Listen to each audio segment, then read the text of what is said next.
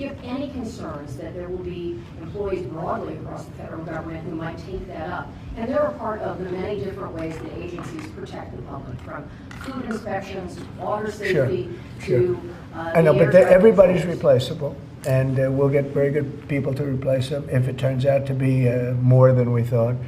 It could be a lot, it could be a little, we don't know, but we'd love to have them leave. We're trying to remember this. We want them to go into the private sector. It's our dream to have everybody almost working in the private sector, not in the public sector. We have many people, very few people came to work. They were, it started more or less with COVID, but actually even before COVID. But it started with the COVID. They didn't come back.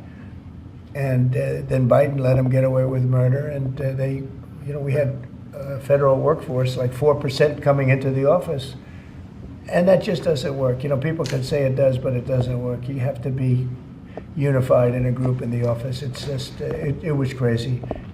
People have been trying to reduce federal government now for 40 years, 45 years, and they haven't been able to do it. And this is a way of doing it, I think, very nicely. It's sort of a buyout, too.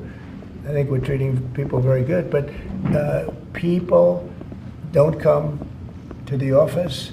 They won't have a job starting on that very special date, so we'll see how that works out. I mean, nobody knows how that's going to turn out. Everybody might show up to the office, and maybe a large number won't show up. But if they don't show up, we've accomplished a very serious goal. We're trying to reduce government. I got elected on making government better, more efficient, and smaller. And that's what we're doing. And I think it was a very generous buyout, actually. So at the time, it went out to all federal employees, including the VA.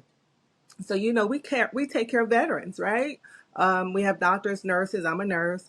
And so getting that email, we did have employees that were ready to just take it and go because of the uncertainty, and they're afraid.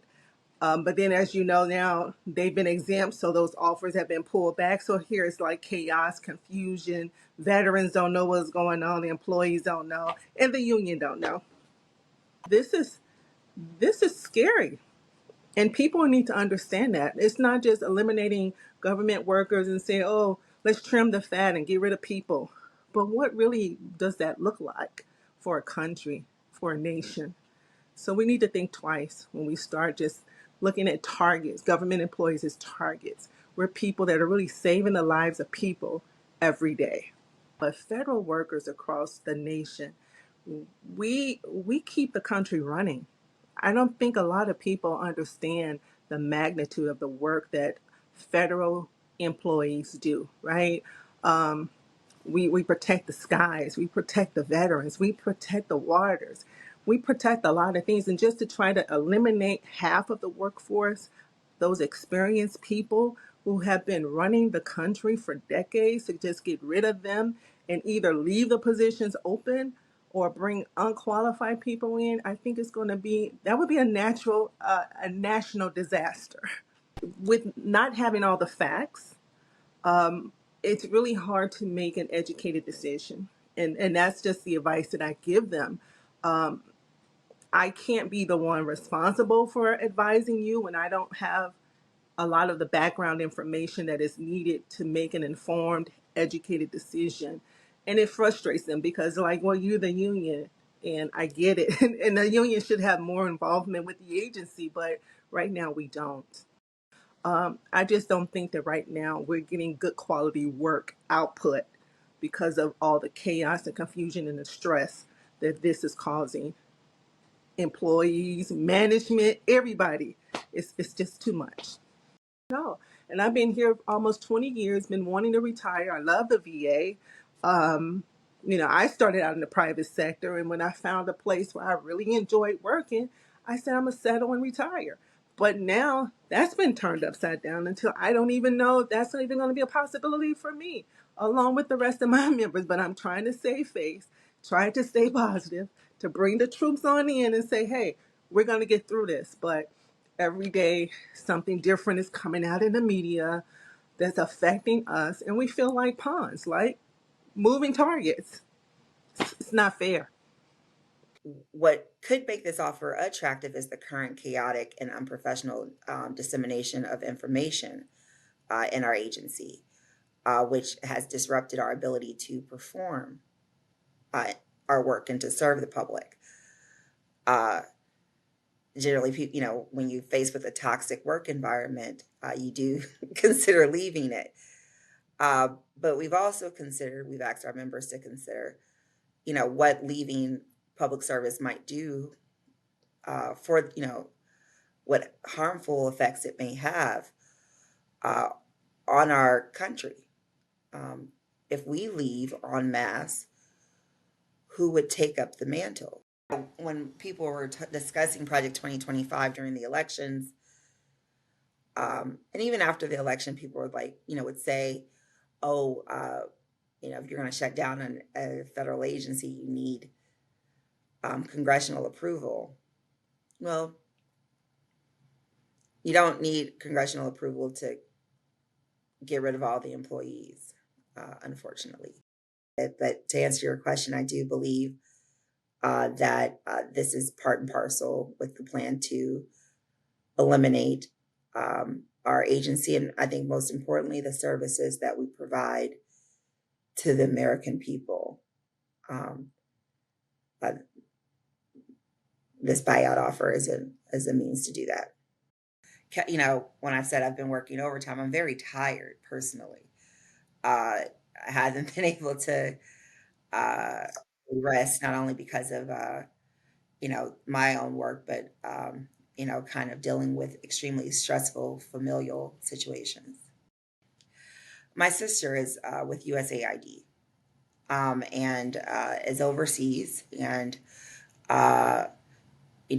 along with the fight I'm fighting for myself and my colleagues, just concerned about my own family who is given unclear directives, but directives nonetheless to leave where they are by a date certain, but with no information about, how they are to do that.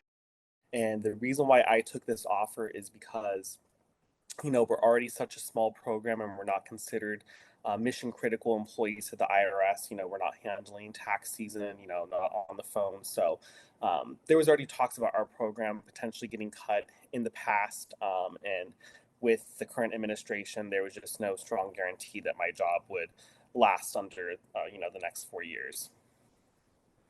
It's very surreal because I honestly expected myself to retire with the federal workforce. And I was even in works of working with the Secret Service just like 2 years ago, and looking towards other prospective positions for my future here, and just to have that essentially that door be closed is pretty crazy.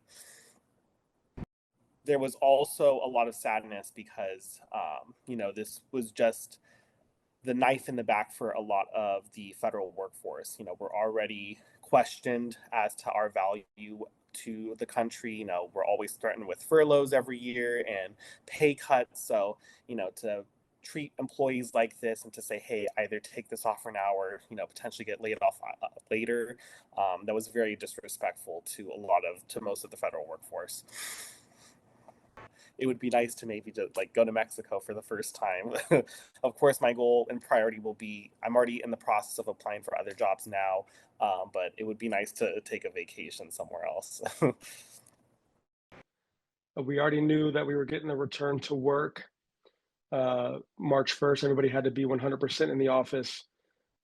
So I was at that point, oh my goodness, I'm going to have to resign.